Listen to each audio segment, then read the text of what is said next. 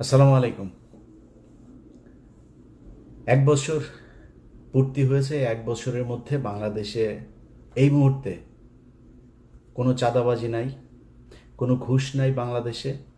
বাংলাদেশে এই মুহূর্তে কেউ কারোর জমি দখল করে না।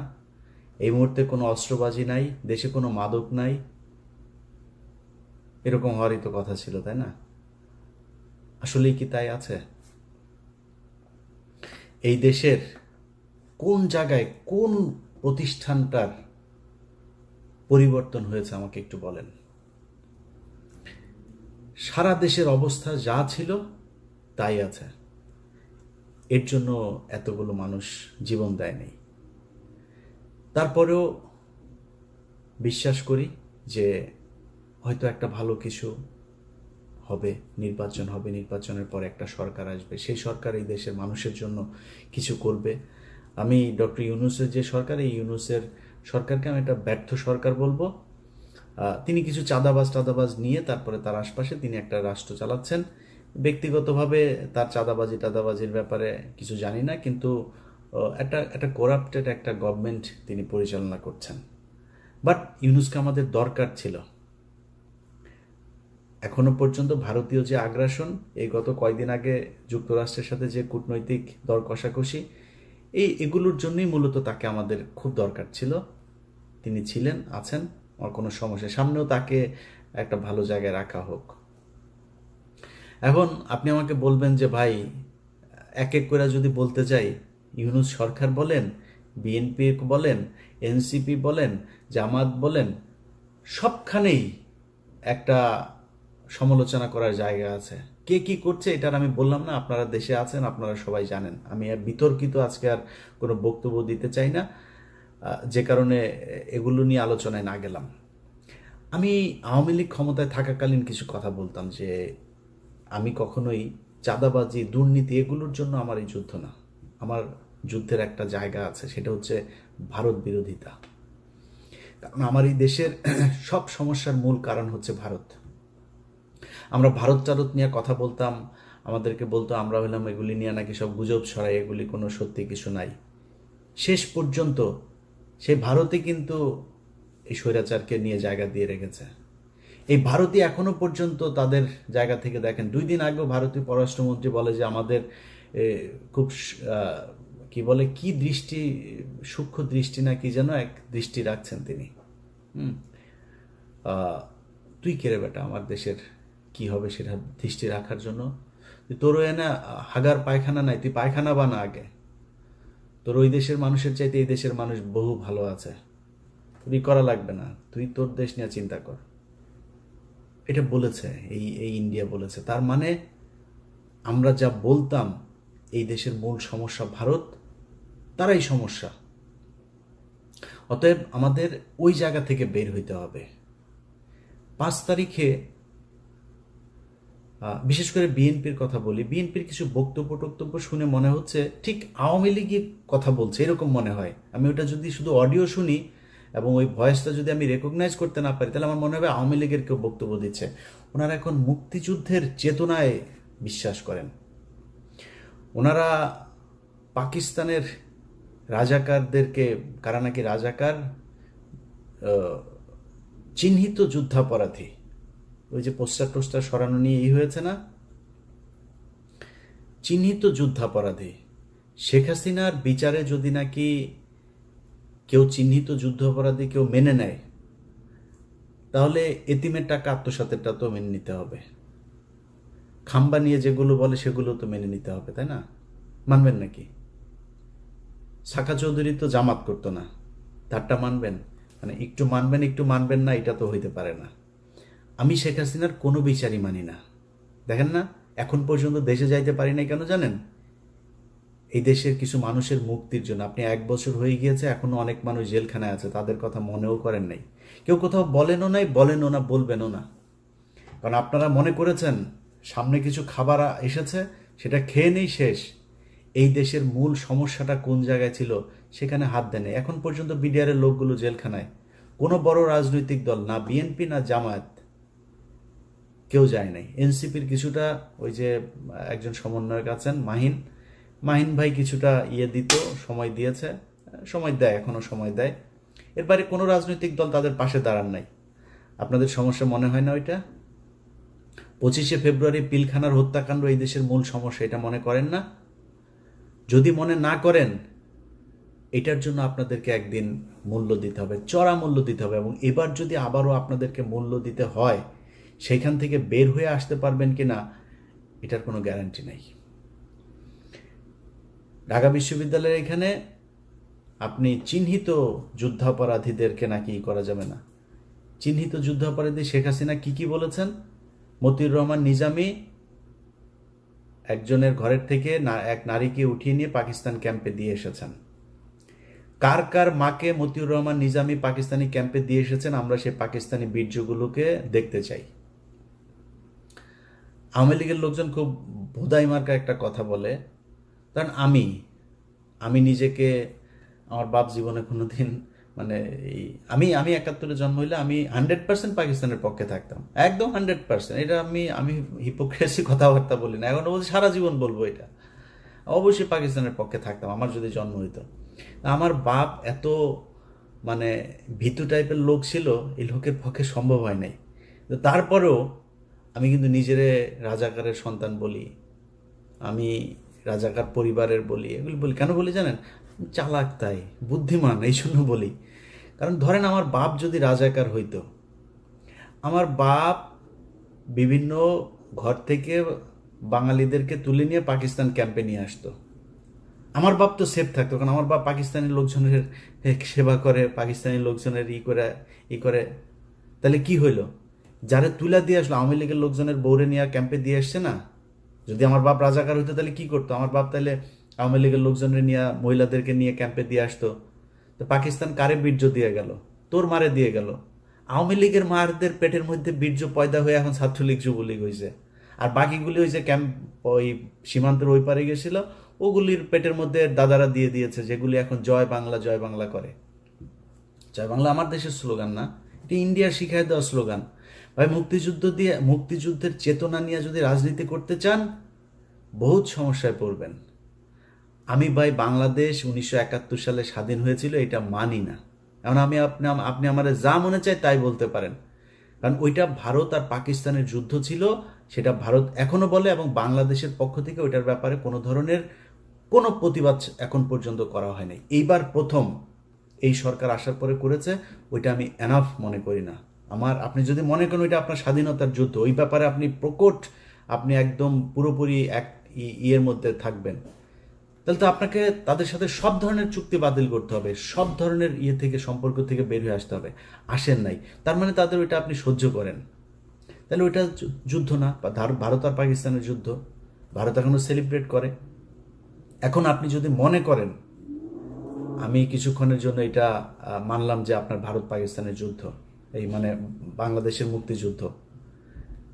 আমার এই ভিডিও এই মুহূর্তে যে মানুষগুলো দেখছেন, আমার ভিডিও পজ দিয়ে একটু 2 মিনিট চিন্তা করেন যে আমি আমার আশপাশে, আমার আত্মীয় স্বজন, আমার গ্রামের আশপাশের যত গ্রাম আছে, কতজন মুক্তিযুদ্ধ ছিল। মুক্তিযোদ্ধা যে কটা আছে তার 80% ভুয়া। খোঁজ নেন, আপনার এলাকায় যে কটা মুক্তিযোদ্ধা আছে ওর ব্যাপারে যা খোঁজ নেন, আল্লাহর কসম করে বললাম একদম ভুয়া। আপনার বাপ গিয়েছিল? চাই নাই। তা মুক্তিযুদ্ধ আপনি করলেন না, আপনি মুক্তিযুদ্ধের বিশাল চেতনা।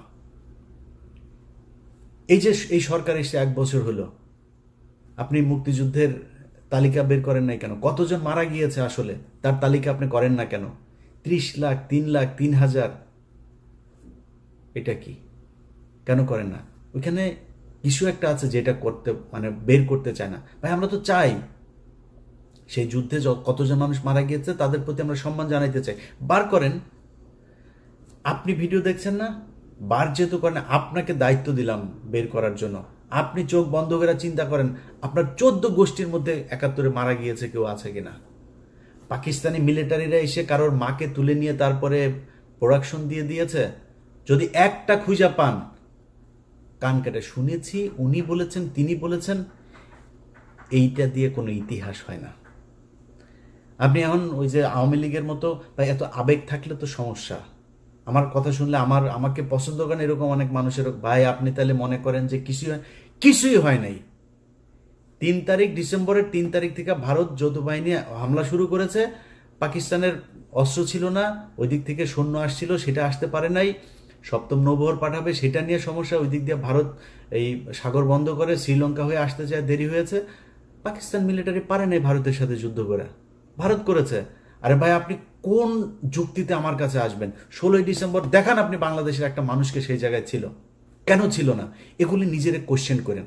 আমি আমার নিজের কথা বলি, আমি ছোটবেলা থেকে মুক্তিযুদ্ধ মানে ওরে বলছি যে সিনেমা টিনেমা দেখতাম, বাংলা সিনেমা দেখতাম না, বাংলা সিনেমায় দেখা বাবারে নিজের সন্তানকে কাঁথার ভেতর থেকে বের করে মুক্তিযোদ্ধাকে ঘরের ভেতরে জায়গা দিল, দিয়া তারপরে মুক্তিযোদ্ধারে বাঁচাইলো, বিশাল এক নাটকীয় এক দৃশ্য অবতারণা করলো, করে মুভি একটা বানায় ফেলে।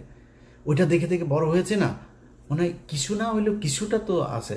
শেখ মুজিবের প্রতি আমার ভীষণ রকমের শ্রদ্ধা ছিল, আমি স্বীকার করছি, বিশ্বাস করেন জানতাম না তাই। আরে শালায় তো একটা বদমাস, এমন কোনো চাউরামি নাই যে এই শালা করে নাই। এই যে নারায়ণগঞ্জে চশমা ফেলে রেখে আসা বেশ্যাখানায়, মিথ্যা কথা না। ওর দলের এই যে শামসুল হক, ওর দলের এই লোকটারে জেলখানায় রেখে ওর বউরে সারা জীবন আকাম কুকাম করছে। ওর বউ এই যে নিউ ইয়র্কে, এই যে আমেরিকায় এখন সম্ভবত নিউ জার্সিতে থাকেন। এই শালা, এই যে পাপনের মা, এই পাপনের মারে এই যে রাষ্ট্রপতি ছিল জিল্লুর রহমান, এই শালায় তো ওরে কিছু করতে পারতো না। এই শালা শেখ মুজিব ওর এই আইবি রহমানরে আকাম কুকাম করতো। এটা নিয়ে শেখ মুজিব এই শেখ হাসিনার পরিবারে বিশাল গ্যাঞ্জাম হইতো। সুন্দরী ছিল তো, শেখ মুজিব এটারে করতো। বাকশাল ভাই, একটা মানুষের কোনো দল হবে না, খালি আমার দল একা। 30,000 মানুষের আপনি জাসদের মারলেন, আপনি দুর্ভিক্ষ করলেন, এত মানুষ মারা গেল, আপনি কোন দিক থেকে তার পক্ষে কথা বলবেন বলেন? তারপর ওই যে 7ই মার্চের ভাষণ শুনলে আমার নিজের লোম দাঁড়ায় যেত ভাই ছোটবেলায়। আস্তে আস্তে বিশেষ করে কয়েকটা বই পড়ার পরে ভাই আস্তে আস্তে বুঝলাম ঘটনা তো আসলে অন্য কিছু। আপনি বিএনপির লোকের বই পড়ার দরকার নাই, জিয়াউর রহমানের লেখা বই, তারেক রহমানের লেখা বই পড়ার দরকার নেই। আপনি মেজর জলিলের বইগুলো খালি পড়েন, ছোট ছোট চটি বই, অরক্ষিত স্বাধীনতায় পরাধীনতা সহ 3-4টা বই আপনারা পড়বেন, পিডিএফ আছে। মেজর জলিলের খুব ছোট ছোট বই পড়লে বুঝবেন যে মুক্তিযুদ্ধ আসলে কি হয়েছিল, কেন 15ই মে এপ্রিল পর্যন্ত এই দেশে ভারতীয় সেনাবাহিনী থাকবে, কেন 16ই ডিসেম্বর এটা হইতে পারবে না। সো এগুলো হচ্ছে আমাদেরকে গেলানো হয়েছে মুজিববাদ প্রতিষ্ঠা করানোর জন্য। আমি আপনার সাথে মানে ফাউল তর্ক করতে চান, আপনাকে আমি কয়েকটা ক্লু ধরাই দিলাম, আপনি খোঁজ নেন। আপনার গ্রামে, আপনার আত্মীয় স্বজন, আপনার প্রতিবেশী, যত চারিদিকে যতটুকু কানেকশন আপনার আছে, খুঁজে বার করেন যে পাকিস্তানের মিলিটারিরা এসে কারোর মাকে আকাম করিয়া গিয়াছেন, আমার একটু জানাবেন প্লিজ। কারোর বাড়িতে এসে পাকিস্তানের বাংলাদেশের মুসলমানকে এসে তারপরে মেরেছে? হ্যাঁ, অনেক হিন্দু মেরেছে, এটা সত্যি কথা। কারণ যুদ্ধটা তো ভারত পাকিস্তান, পাকিস্তানি বাহিনী জানতো, পাকিস্তানি সরকার জানতো যে আগরতলাতে গিয়ে শেখ মুজিব কি গ্যাঞ্জাম করে এসছে, কি ষড়যন্ত্র করে এসছে। সেই কারণে তাকে ক্ষমতায় বসতে দেওয়া হয় নাই, যে এরে দিলে তো এই তো ইন্ডিয়ার কাছে বিক্রি করে দিবে দেশ, জন্য করা হয় নাই। কিন্তু আমরা যদি স্বাধীনতার কথা বলেন, আলটিমেটলি পাকিস্তানের রাজনীতিবিদরা যে পরিমাণে করাপ্টেড, আমাদের মতোই, এই দেশ এমনি টিকতো না। পাকিস্তান এখন দেখেন এখনো ভাগ হইতে যাচ্ছে, এই দেশ টিকতো না, ইন্ডিয়াও টিকবে না, টুডে টুমোরো এটা টিকবে না, আপনারা বলে রাখলাম। তা আমরা স্বাধীন হইতেই হতো, বাট এই যে আমাদের যে গল্প সাজিয়ে দিয়ে দেওয়া হয়েছে, এই ন্যারেটিভ তো আওয়ামী লীগের ন্যারেটিভ, ইন্ডিয়ান ন্যারেটিভ। আপনি এখন এটারে করছেন স্বাধীনতার চেতনা, জাতিসঙ্গীত, জাতীয় সঙ্গীত। ওই যে ছাত্র দলের সাধারণ সম্পাদক, ওর বাপ ছিল আওয়ামী লীগের নেতা, ওর আওয়ামী লীগের নেতার ওই বাপেরে আওয়ামী লীগ এখন শিখাই দেয় তোমার ছেলেরে দিয়া তুমি এগুলি করবা। এই কালকে যে ছাত্র দলে ঢাকা বিশ্ববিদ্যালয় যেটা করেছে, করেছে, এই নাসিরের কারণে হয়েছে এটা, কারণ নাসিরের বাপ আওয়ামী লীগ নেতা, ও করবে না এটা। ওইটারে জাতীয় সঙ্গীতের পক্ষে কথা বলে। তারপরে জাতীয় সঙ্গীতের কোন পয়েন্টে আমার সাথে আসবে? জাতীয় সঙ্গীত, জাতীয় সঙ্গীত বাংলাদেশের কোনো নাগরিকের না। এক, জাতীয় সঙ্গীত লেখা হয়েছিল 1905 সালে বাংলাদেশের বিরুদ্ধে, বঙ্গভঙ্গের বিরুদ্ধে করা হয়েছিল। জাতীয় সঙ্গীতের সুরটা গগন হর করার, চুরি করা সুর। কোন পয়েন্টে এটা আমার জাতীয় সঙ্গীত থাকবে আমার বল? এত আবেগী হয়ে তো লাভ নেই, এটা আবেগীও না। ওর বাপ আওয়ামী লীগ করে, এই নাসিরের বাপ আওয়ামী লীগ, খোঁজ নেন ইয়েতে যায়, এই নোয়াখালীতে যায়, ওর বাপ আওয়ামী লীগ করতো, যেই কারণে ও আজকে এইটা করে, এই পক্ষে কথা বলে। তো এখন এগুলি যদি করতে আসেন ভাই, আমি আগেই যেটা বলছিলাম যে আমি দুর্নীতি এগুলো নিয়ে ভাই আমার কোনো ইন্টারেস্ট নাই, এটা করবেনই। অনেক মানুষ এসে বলতে পারে, ইলিয়াস ভাই আপনি দুর্নীতির বিরুদ্ধে কিছু বলেন, চাঁদাবাজি নিয়ে কিছু বলবেন না। ভাই, যার সুযোগ নাই সে চাঁদাবাজি করে না, যার সুযোগ আছে, আমি তো দেখছি তো, একজন ম্যাডাম, নাম বললে চাকরি থাকবে না, ম্যাডাম দ্বিতীয় শেখ রেহেনা হতে যাচ্ছেন, নাম আর বললাম না, ম্যাডাম দ্বিতীয় শেখ হাসিনা হতে, শেখ রেহেনা হতে যাচ্ছেন। ম্যাডামের স্বামী নাই, এবার খুঁজে বার করেন গিয়ে যান। যা করতেছে ভাই, আমার এখন যদি নাকি আমি করতে যাই এক এক করে, যদি আমার কোনো বন্ধু থাকবে না ভাই, এত প্রেশার নিতে পারবো না, দরকার নাই। সো এই দুর্নীতি মুর্নীতি নিয়ে যারা আমারে বলতে বলেন চাঁদাবাজি টাদাবাজি নিয়ে, ভাই অনেক করেছি, আর না, ওগুলিতে যাইতে পারো না। বাট এই যে ইন্ডিয়া আমার রক্তের মধ্যে কিন্তু লেখা ভাই, আপনি আমার আব্বা হইলেও আপনারা কিন্তু আমি ন্যাংটা করে ফেলবো। আপনি এই যে এই জাতীয় সঙ্গীতের পক্ষে কথা বলবেন, স্বাধীনতার চেতনা কথা বলে তারপরে মানুষরে ওই যুদ্ধাপরাধী ট্যাগ দেওয়ার চেষ্টা করবেন, পাছার চামড়া উড়ায় ফেলবো। দুই চোখে সরিষার মতো ফুল দেখতে থাকবেন। আপনার মতো কত বালছাল এগুলি, আপনার নেতাদের, কত বড় বড় নেতা ইলিয়াসের সাথে আইসা, ভাই ভাই কিছু বলি না, বললে যদি চাঁদাবাজি নিয়ে কথা বলা শুরু করি, একটাও দাঁড়াইতে পারবেন না। সব কটার জিনিসপত্র এগুলি সারাদিন আসতেই থাকে, ভাই এইখানে আমার এইটা করেছে ওইটা করেছে। ক্যামেরা বসায় রাখা লাগবে না, আমার ইমেল থেকে যদি খালি উজাড় করে দেই, তাইলে পদে থাকা নেতা একটারও খুঁজে পাবেন না। সব মির্জা আব্বাস এত টাকা পয়সা, ব্যাংকের মালিক, এখনো চাঁদার টাকার ভাগ নেয় সন্ধ্যায়, তো বাদ নাই তো কেউ। আর অনেকের নাম বললাম না, টেকনিক্যালি নামটা আমি করে যাচ্ছি। ছাত্রদের প্রতি আমার একটা ভালোবাসা আছে জুলাইয়ের কারণে, যে যত বালপাকনা কথাবার্তা বলেন ভাই সমস্যা নাই, এই ছাত্রদের কারণে আজকে মানে এই যে আলহামদুলিল্লাহ বললাম যে আল্লাহ অনেক ভালো রেখেছে আগের চাইতে, একমাত্র এদের কারণে। সো এদের প্রতি এই সম্মানটুকু সারা জীবন দিয়া যাও। এদের সাথে ব্যক্তিগতভাবে অনেকের সাথে সম্পর্ক থাকবে, ভালো থাকবে না, বাট এদের ওভারঅল এই জুলাই যোদ্ধাদের প্রতি এই সম্মান, এটা আপনি দিবেন না সেটা আপনার ব্যাপার, আমি দিয়েই যাব। অনেকের কথাই বলছি না, কিন্তু চাঁদাবাজি টাদাবাজি এগুলো চলেই যাচ্ছে, বাট ওই জায়গাতে আঘাত করেন না, তাইলে কিন্তু সমস্যা হয়ে যাবে। কথাবার্তা শুনলে যেন আপনার, কিছুদিন আগে এক চাঁদাবাজারে দেখলাম, দেখি সে বলতেছে এই কি আওয়ামী লীগের ওই ইয়েটা ছিল যে বাংলার তুমি কে আমি কে তুমি কে, ওই যে বাঙালি বাঙালি বাঙালি বাঙালি, এটা তো পশ্চিম বাংলার ডায়লগ, ওরা আমাদের বাংলার সাথে, এই তো আওয়ামী লীগের ডায়লগ এগুলি, তুমি কে আমি কে বাঙালি, গণজাগরণ মঞ্চের ডায়লগ, সব কিছু মিলা গেলে তোমাদেরকে ওই দিকেই মিলাই দেওয়া হবে। সো খুব সাবধানে কাজ করতে হবে। আমরা এত কারোটা খাইও না পড়িও না, এত পাকনামি করার কিছু নাই। সবশেষ এই যে কথাবার্তা বললাম সব কিন্তু থ্রেট করলাম, কিছু বলি নাই কিন্তু, করবো টরবো এগুলি জাস্ট থ্রেট করলাম। কিন্তু আমি একতা চাই, ঐক্যবদ্ধ হন, এটা চাই। বিএনপি জামাত এনসিপি, আপনাদের ভেতরে রাজনৈতিক দ্বন্দ্ব থাকবে, 71 টাইনেন না, এমনি দ্বন্দ্ব থাকবে। কে কটুক চাঁদাবাজি করেন, কে কটুক দখলবাজি করেন, কি করেন, এটা জনগণ রায় দিয়ে দিবে, জনগণের উপরে ছেড়ে দেন। আপনি যদি মনে করেন যে না আমি জামাতের চাইতে ভালো হইতে চাই, জামাত যদি মনে করেন আমি বিএনপির চাইতে ভালো হইতে চাই, তাহলে বিএনপির চেয়ে ভালো কাজ করেন, এমনি আপনি ভালো থাকবেন, এমনি পাবলিকের ভোট পাবেন। এগুলো নিয়ে কথা বলতে চাই না, কিন্তু কোনো দল যদি এই মুক্তিযুদ্ধের নামে যদি নাকি আবার ফের বিভাজনের চেষ্টা করে, তার বিরুদ্ধে কিন্তু সরাসরি দাঁড়াবো। তখন কিন্তু কিছু বলতে পারবেন না, এক পিনাকিদার একার গুতাই নিতে পারেন না, আমাদেরকে চাতায়েন না। এটা বলে রাখলাম ভাই, ভবিষ্যতে মার্ক করে রাখতেছি, কিন্তু কে কে কি বলেন এগুলি কিন্তু মনে আছে। ওই যে মিছিলের কথা বললাম একটা, তুমি কে আমি কে বাঙালি, ওরা কিন্তু মনে রাখছি। এই যে জাতীয় সঙ্গীতের কথা মনে রাখছি, কিন্তু যখন যেখানে হাতে কোনো কিছু পাওয়া যাবো ছেড়ে দেবো, পৃথিবীর কেউ তারেক রহমান ফোন করলেও শুনবো না, ছেড়ে দিব তখন। তো তখন কান্নাকাটি করে লাভ হবে না। আগেই বলে রাখলাম, খুব সাবধানে। এই মুক্তিযুদ্ধের বালের যুদ্ধ নিয়ে এত বেশি পাকনামি করা যাবে না।